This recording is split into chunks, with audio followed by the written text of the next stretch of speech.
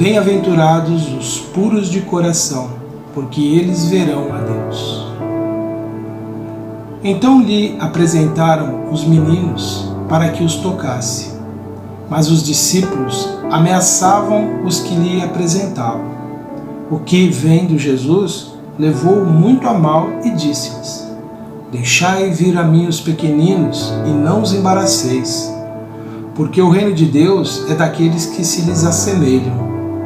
Em verdade vos digo que todo aquele que não receber o reino de Deus como uma criança, não entrará nele, e abraçando-os e pondo a mão sobre eles, os abençoava.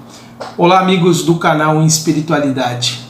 Essas duas passagens do Evangelho, a primeira do Evangelho de Marcos, faz parte das bem-aventuranças, daquele momento em que Jesus subiu ao monte, sentou-se e iniciou um discurso belíssimo que perdura até os nossos dias como um grande roteiro de iluminação espiritual. E a segunda passagem é um relato de Marcos, contando ali uma cena que Jesus vivenciou e que ele aproveitou para transmitir um importante ensinamento que confirma, corrobora a ideia essa bem-aventurança. Ela não é a primeira, ela vem depois de outras afirmações de Jesus. Mas o que nós podemos entender sobre essa pureza que Jesus se referiu? Se nós pensarmos em nossas vidas, naquilo que nós produzimos diariamente em termos de pensamentos, atitudes, palavras, nós vamos perceber que a grande maioria, a maioria absoluta da humanidade, não são de indivíduos verdadeiramente puros, porque produzem sempre algumas expressões da inferioridade, de algum tipo de maldade, algum tipo de leviandade. Nós temos que ser sinceros e reconhecer que todos nós ainda não atingimos essa pureza que Jesus se referiu. Mas o que seria essa pureza de coração, né? Allan Kardec aqui, a partir das reflexões que ele fez dos ensinamentos dos Espíritos, desenvolve o seu raciocínio, nos traz alguns elementos que nos ajudam a reconhecer quais são esses elementos dessa pureza que ele se referiu. No primeiro parágrafo, ele já associa a ideia de pureza à ideia de simplicidade e humildade. Simples seria sem complexidades desnecessárias. A simplicidade não seria necessariamente ausência de inteligência, de sabedoria. Também simplicidade não seria o indivíduo ser alguém limitado, mas é não ser portador de uma complexidade desnecessária. Essa complexidade muitas vezes são as atitudes, os caprichos, aquilo tudo que a gente às vezes considera tão importante, né?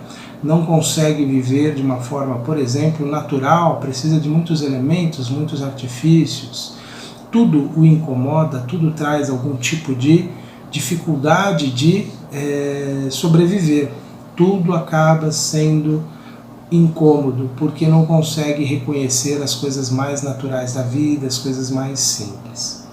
Pelo menos esse é o meu entendimento nesse momento sobre essa simplicidade.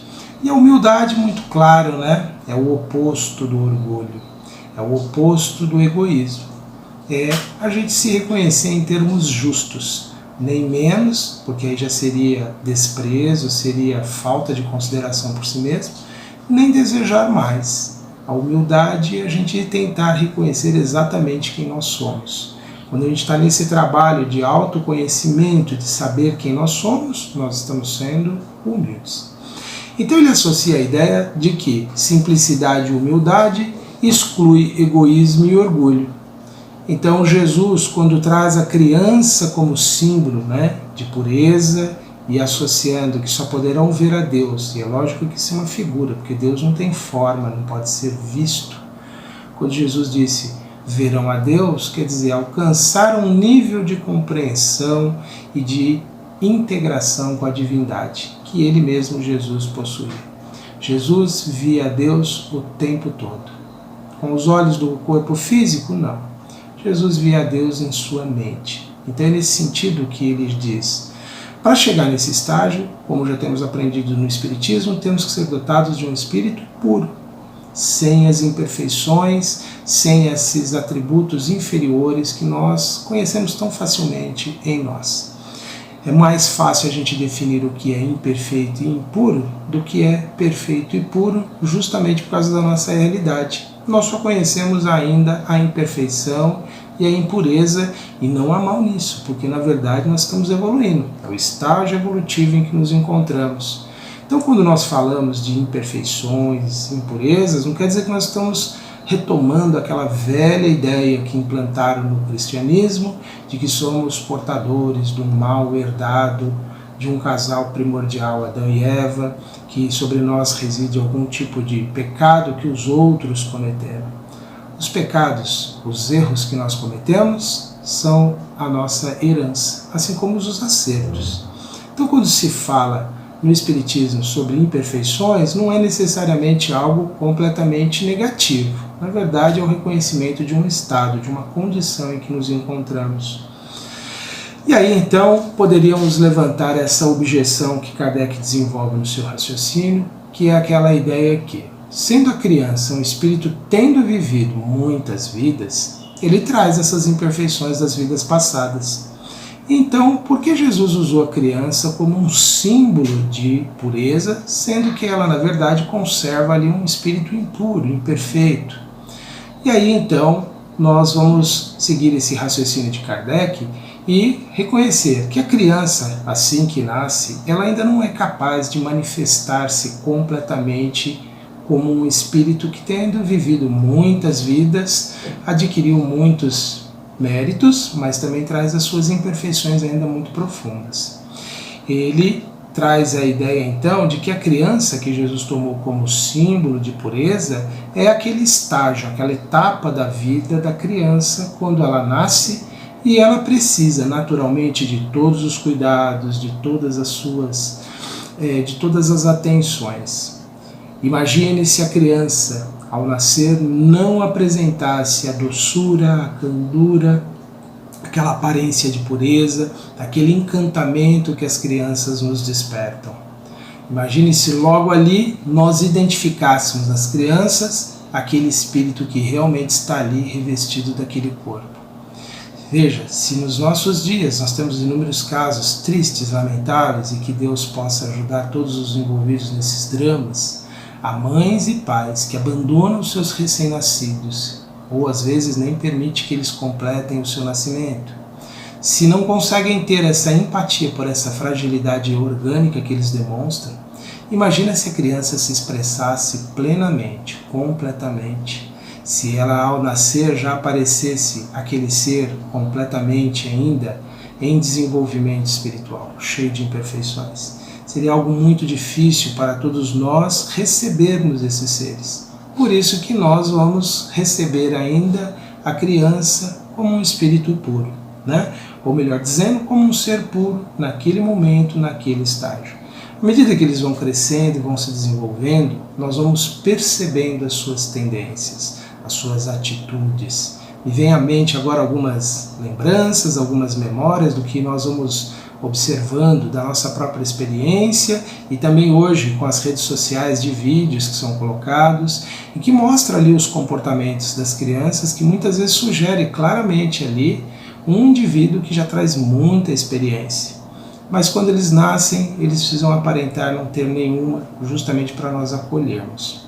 Porque é muito bonito quando a gente vê uma criança expressando coisas normais, né, que um adulto faria, falando bem, tendo alguns tiques, algumas atitudes, mas e quando elas demonstram uma maldade, até mesmo isso nós identificamos em muitos casos, né, de uma crueldade, de um estado de ação, às vezes assim, sem nenhum afeto, sem nenhuma qualidade boa, nós nos assustamos com isso. Porque ali já é um espírito se manifestando com toda a sua potencialidade de realizar ações infelizes, ações imperfeitas. Então, a criança, ela é esse símbolo que Kardec toma, ou melhor dizendo, que Jesus tomou como símbolo da pureza, mas isso não tira tudo aquilo que nós aprendemos sobre o espírito reencarnado. Na verdade, a criança, ela é um símbolo ainda importante para nós de pureza, e mesmo considerando que em todas as crianças que nascem hoje há espíritos imperfeitos animando esses corpos, nós devemos continuar tendo todo esse afeto, todo esse amor e, obviamente, um olhar educativo para ajudá-las a superar essas imperfeições que elas trazem de outras vidas, como nós mesmos precisamos dos nossos pais nos ajudando nessa superação. Então, a fragilidade que a criança apresenta, essa ingenuidade, essa aparência de pureza, é o símbolo tomado por Jesus e de uma condição necessária para que a gente pudesse acolhê-los e para que nós mesmos fôssemos acolhidos na nossa evolução. Nós vamos também considerar, então, algumas informações importantes que Kardec trouxe aqui, desenvolvendo a questão do espírito quando ele reencarna, né? Ele coloca algo bem interessante para a gente refletir, que é essa ideia, olha, a atividade do princípio inteligente, ou seja, o espírito, seja proporcional à debilidade do corpo, que não poderia resistir a uma atividade excessiva do espírito. Então pensemos, um indivíduo cheio de capacidade de realização, de fazer, de conseguir, como ele conseguiria naquele corpinho ali ainda tão limitado, que não tem ainda condições nem de parar em pé? Aliás, a espécie humana, dentre os mamíferos, é o ser que tem maior tempo de desenvolvimento, né? O indivíduo depois, antes mesmo do nascimento e durante ali o desenvolvimento da primeira infância, é o que mais demora a se desenvolver e ter domínio do seu corpo. Isso tem uma razão evolutiva, biológica, divina, muito importante, que é qual? Preparar o desenvolvimento de um cérebro que requer muita atenção nesse período, que requer muito cuidado, para que o espírito possa se manifestar plenamente. Se o espírito conseguisse, logo no seu reencarnar ali, se manifestar, ele não teria possibilidade de agir com todo o seu potencial. Certamente isso traria para ele algum tipo de distúrbio, algum tipo de dificuldade. Kardec ele fez, ao completar essa frase, o seguinte comentário, olha, o seguinte complemento. Então, que o espírito não poderia resistir, o corpo não poderia resistir a uma atividade excessiva do espírito, como verificamos nas crianças precoces. As crianças que muitas vezes demonstram ali certas aptidões, certas atitudes muito avançadas, elas se encontram muitas vezes o quê? Inaptas a viver a vida que elas têm, porque elas destoam tanto, né? Elas têm uma capacidade, aquilo que hoje a gente poderia chamar de superdotados, que muitas vezes leva o indivíduo a grandes conflitos se ele não for bem educado, se ele não for bem conduzido nesse processo, se ele não crescer num meio satisfatório a essas demandas. Por isso que, na média, né, no grande número de casos, as crianças vão ter desenvolvimento ali limitado, mas isso não significa que não temos espíritos altamente inteligentes e capazes ali. É que essa limitação decorre do próprio processo reencarnatório. É o que ele vai desenvolver na frase seguinte, olha, ele diz que, aproximando-se a encarnação, o espírito começa a perturbar-se, e vamos entender esse perturbar-se aqui, perturbar-se no sentido positivo, ou seja, ele vai perdendo pouco a pouco a consciência de si mesmo, ele vai esquecendo. Aliás, esse é um fenômeno descrito também por André Luiz nas suas obras, né? No livro Missionários da Luz ele traz relatos de encarnações de espíritos que passam por essa fase de perda da consciência, né? Então esse período ele é importante para quê? Para que todo aquele potencial intelectual, mental, emocional do espírito vá sendo adormecido, mas toda aquela potencialidade conserva-se nele num estado latente, está ali, pronto para emergir à medida que o seu corpo vai se desenvolvendo e o seu cérebro vai se tornando apto à sua manifestação. E ele considera aquilo que nós já sabemos bem, né? Esse estado ele é transitório dessa perturbação que aniquila os potenciais do espírito. E ele é necessário justamente para que tenhamos um novo ponto de partida. Nós temos que esquecer o passado, temos que esquecer as nossas qualidades, as nossas virtudes, os nossos erros, porque senão toda essa lembrança no início da vida, numa adaptação, seria um grande estorvo. É fácil a gente entender isso. Quando a gente inicia uma experiência nova aqui na Terra, em que a gente tem que se integrar a um novo grupo, por exemplo, um novo trabalho, quando a gente tem que iniciar uma atividade de um novo curso, Não dá para a gente iniciar aquilo, por exemplo, querendo comparar aquelas experiências novas com tudo que nós já vivemos das experiências anteriores. Se a gente ficar nessa comparação permanente, o que nós fazemos? Nós vamos nos desequilibrar, porque a gente vai perceber que nada é igual, nada se repete. Então nós temos que, na própria vida presente, em algum momento, deixar para trás algumas experiências, entre aspas, esquecendo-as, não ficar lembrando delas no momento que estamos vivendo novas experiências, para poder adquirir aquilo que nós precisamos, aquilo que nós necessitamos daquela nova experiência que estamos vivendo. Então, é uma analogia que nós podemos fazer. Precisamos esquecer o passado para construir um presente diferente. Mas quer dizer que a nossa experiência passada se perde? Não. Tudo que vivemos nas outras vidas é um tipo de intuição que a gente carrega, que vai nos guiar na experiência terrena. É aquele saber que a gente tem de algumas experiências que vem muito forte em determinados momentos e nós nos movemos sabendo do que estamos realizando ali. Para alguns pode parecer às vezes até que é pretensão, mas nós trazemos essa ideia muito forte dentro de nós e em muitos momentos da vida a gente tem essa intuição que nos guia. Não sabia exatamente como, mas eu fui lá e realizei uma tarefa. É a experiência passada que nós temos. É verdade sim que pode ser algo que nós aprendemos nesta vida e que esquecemos, porque ao longo da nossa existência terrena nós também esquecemos muitas coisas, aliás até necessário para a nossa existência. Se nós lembrássemos de tudo permanentemente, seria um caos a nossa mente, nós não conseguiríamos manter equilíbrio. Então esquecer é parte da vida, é necessário, é fundamental. E esse passado, às vezes, ele emerge em nós na forma daquelas tendências infelizes que nós temos, que são aqueles ímpetos, as intolerâncias que a gente tem a determinadas situações, em que a gente não consegue assimilar o novo.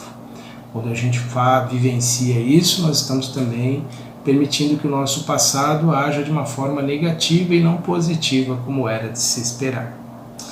E aí, desenvolvendo ainda o pensamento aqui, como Kardec fez, ele diz assim, olha, a partir do nascimento, suas ideias retomam gradualmente o seu desenvolvimento, acompanhando o crescimento do corpo. É por isso que a gente vai observando os indivíduos, à medida que vão se desenvolvendo, vão adquirindo ali certas características, vão mostrando as suas propensões, as suas habilidades, as suas vocações, os seus interesses, né? Porque é tudo esse conjunto de experiências que vão emergindo de uma forma ali intuitiva, não clara, não objetiva, mas como desejo, como vontade de fazer e de realizar. Aqui ele desenvolve a ideia importante, né, que é assim, nos primeiros anos o espírito é realmente criança, pois as ideias que formam o fundo do seu caráter estão adormecidas. Durante o tempo em que seus instintos permanecem latentes, ela é mais dócil e por isso mesmo mais acessível às impressões que podem modificar a sua natureza e fazê-la progredir, o que facilita a tarefa dos pais. O que nós vemos nos nossos dias é que muitas vezes as crianças expostas a muitas situações aí que vêm através das TVs, das redes sociais, dos vídeos, dos canais de streaming, de tudo que chega à criança, é que esse período em que ela teria que receber apenas impressões positivas é muitas vezes influenciado por muitos elementos, muitas influências nocivas, prejudiciais. Me recordo com muita tranquilidade, com muita clareza, de que nós temos na nossa TV aberta um verdadeiro atentado contra as crianças. Porque em todos os horários a TV aberta mostra coisas que são inapropriadas para a formação das crianças. Elas muitas vezes estão brincando na sala, estão ali vulneráveis a todas aquelas informações. Os pais invigilantes deixam, né? O que é uma telenovela à tarde? Mas muitas vezes, inúmeras daquelas experiências fictícias que são trazidas ali, na verdade são experiências dos seres humanos em muitas épocas. E aquilo é verdadeiro bombardeio de ideias que vão forçando o espírito a recordar precocemente das suas tendências, dos seus desejos. Não há, por exemplo, na TV aberta, cenas de sexo explícito, mas há cenas de alto conteúdo erótico, que também despertam no espírito as suas atividades passadas. E fica muito difícil para o espírito depois resistir a isso quando começa todo o processo de transformação do seu corpo.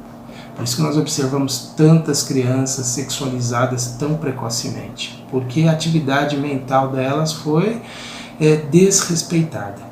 E é engraçado que tudo isso sobre aí o beneplácito da suposta liberdade que esses meios de comunicação alcançaram na nossa sociedade, autorizados por agentes públicos que deveriam, na verdade, zelar pela integridade das crianças. Mas não para por aí a violência que a criança é submetida diariamente.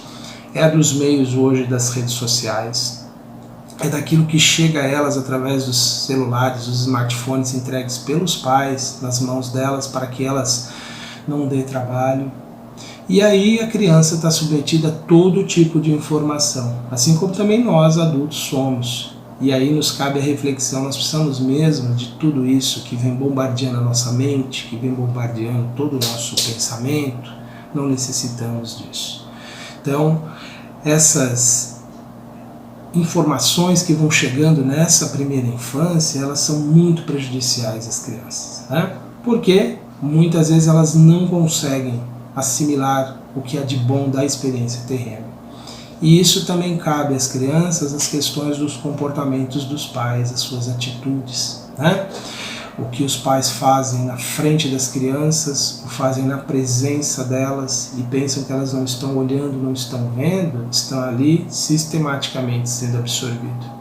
Por isso que todo pai, toda mãe, todo adulto que convive com uma criança tem que pensar muito nas suas atitudes perante a criança, porque ele está interferindo num dos processos mais vitais para o êxito de uma encarnação. Que é isso aqui, olha.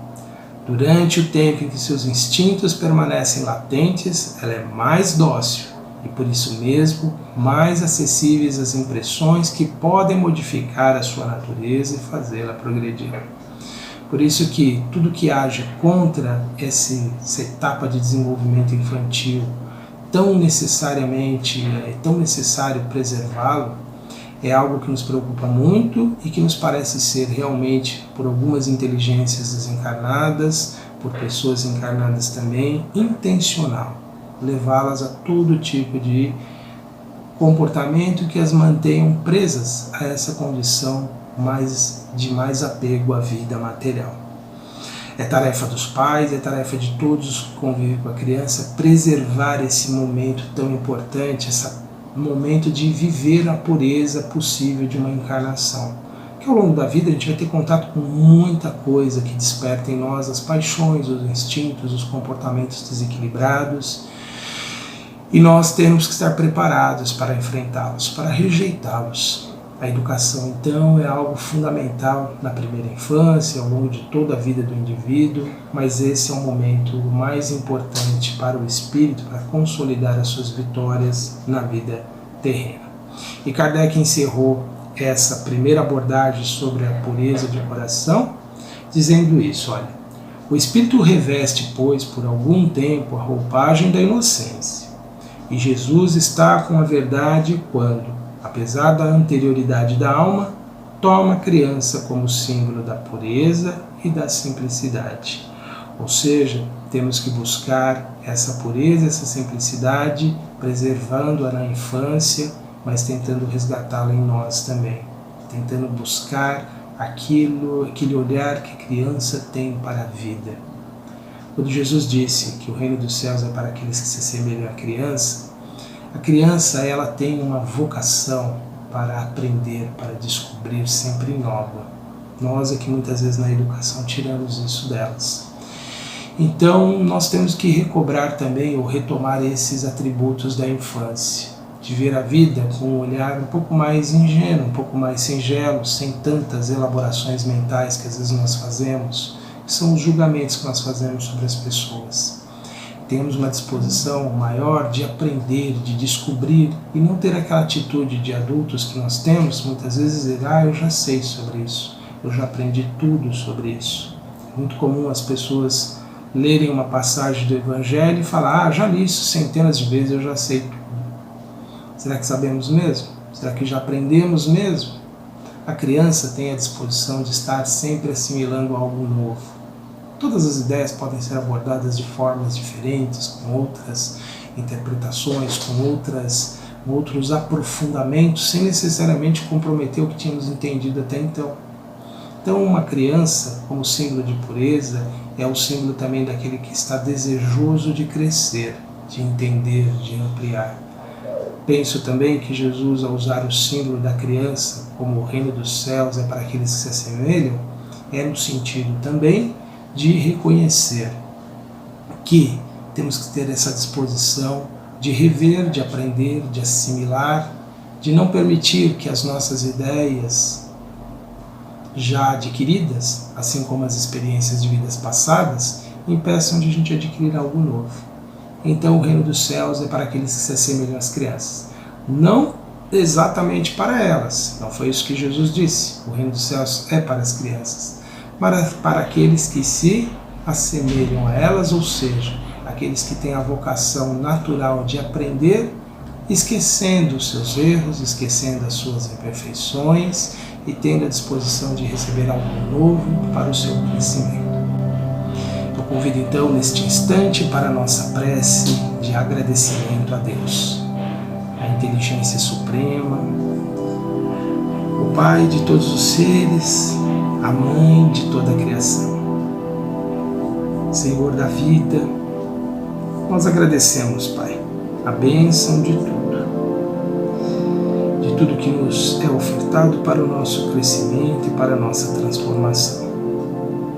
E, como sempre, Senhor, nós pedimos a força para vencermos os desafios da vida terrena, para que nós todos possamos crescer em entendimento e compreensão das suas leis, com um espírito de humildade, de fraternidade, na busca da pureza de coração, da libertação dos pensamentos que criamos em outras épocas, que nos faz sempre ver a vida de uma forma pessimista, negativa, que possamos ver que além de todas as imperfeições, também há conquistas, também há realizações em todos nós, que também somos espíritos que já caminhamos essa jornada e já estamos em processo de despertar, de adquirir novas atitudes e de crescimento.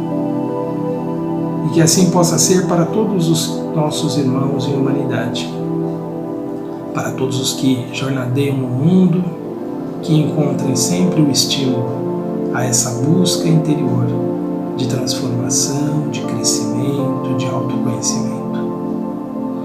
E pedimos, Pai, que o Senhor possa envolver, amparar, assistir através dos inumeráveis espíritos amorosos a todas as coletividades que evoluem no planeta, sejam aqueles que estão imersos na carne ou fora dela, que todos possam receber a luz divina do conhecimento que ilumina seus corações, que espantam as trevas da ignorância, da maldade, que todos esses nossos irmãos possam alcançar, Senhor, através das experiências do presente, a superação das suas imperfeições passadas, para a construção de um futuro melhor para eles mesmos. Nós pedimos pela nossa humanidade tão necessitada nesses dias de amor, de compaixão, de perdão, de reconciliação, de diálogo e de entendimento, Senhor, de desprendimento do egoísmo e de tudo aquilo que limita a nossa existência. Permita, Senhor, que possamos despertar através do nosso próprio esforço, sem a necessidade das dores e das provas. Que por nós mesmos possamos, Senhor, abrir os nossos olhos e ver a grandeza da vida, honrando-a em todas as suas manifestações, reconhecendo a sua presença em tudo o que existe, Pai. Que os espíritos amigos, os espíritos consoladores possam derramar por toda parte a paz, a esperança e a fé. E que o Senhor possa continuar sendo encontrado por todos os que se esforçam diariamente, Pai, na busca do entendimento e da compreensão das suas leis. Envolve a todos os nossos amigos, nossos irmãos que nos acompanham, aos nossos irmãos que retornam à pátria espiritual, que sejam todos abençoados. Que possamos, Pai, encontrarmos ainda nesta vida as primícias do reino, as realizações do mundo de regeneração. Que os nossos olhos possam ver, Senhor, esse maravilhoso mundo que, apesar das dores de um parto difícil, mas nascerá saudável e pleno de possibilidades futuras. Obrigado, Senhor, por tudo. Que assim seja. Meus amigos, foram estas as nossas reflexões para este momento. Continue acompanhando a nossa programação aqui no canal Espiritualidade, nosso programa Ponto de Vista. Tenham todos dias de paz, de realização, de reflexão e de estudo. Um grande abraço a todos e até a próxima.